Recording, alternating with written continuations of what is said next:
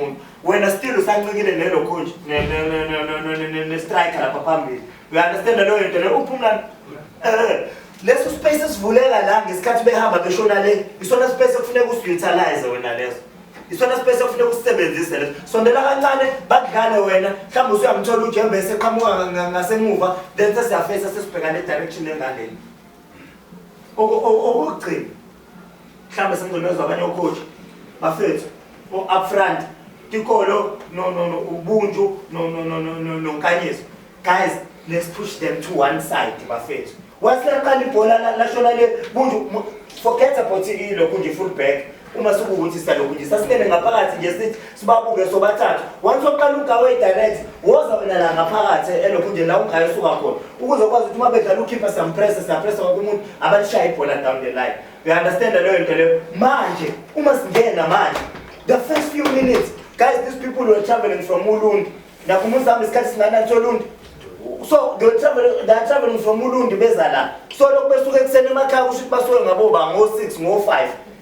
The whole day ba travel abelana. So kuzothatha isikhathi ukuthi aba adjust. Abantu beqhambe bethi bavula amehlo already they are down and we self dominate. So understand that leyo. It's very important bafethu. And you guys okugcina we are fucking playing at home.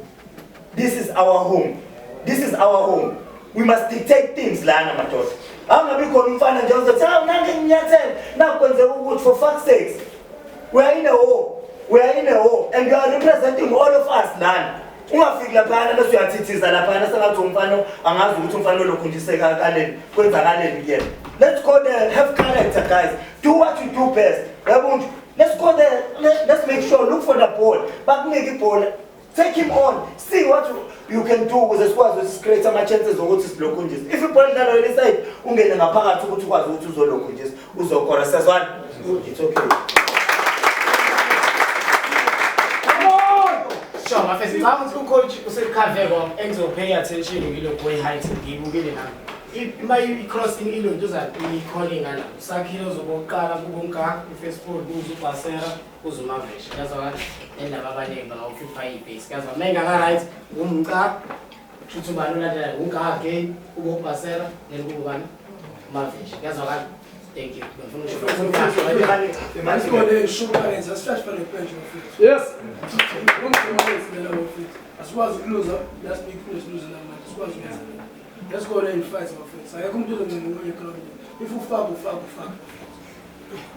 But mhlambe kulokho usayilo lokhunjisa guys. Ngingaba umuntu unotikhona. Kodwa we can umuntu ikona sandela lapha ephika umuntu olokhunjisile umuntu. Inhloso asikhona ukwila ibhola. You understand leyo into leyo? Inhloso ukuthi umuntu mehead ibhola akangalihead free head ekhulekile. You understand leyo? Phakama na umlokhunjisa ufaka izandla ukuthi angakwazi ukhead ukuze sikwazi ukulokhunjisa. And guys unnecessary fouls siwavikele madoda, okay? Injalo. Oh, sorry. Lapha emuva le mastep go-2 le ka left ayikwazi ukukhetha le ka right strong ekhanda kodwa phansi ayikho kuyo.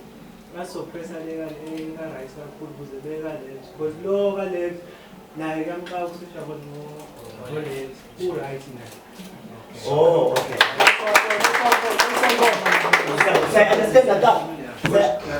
Ukubuza coach in terms of coach besibekile coach nekhona sithi Gonzalo situation last week akumuntu bekumele uphike lo captain sizosilungisela in case bekhona strong header mina ngizokumen marker kube khona umuntu uzobheka then mohamba nalowo muntu mhlawumbe uzobiza umuntu ozoccupy iposition ungabani usuke nomuntu ushiya space ngoba bazowatheka sona ngiyazwa mohamba nomuntu oyilontuzana oyi-good header ama-opponent ushiya umuntu lapho uzobe usuyasho ukuthi mavesh ozongivalela mhlawumbe uJembe avala isikhala samavesh then nohambe nalowo muntu ngiyazwa kahle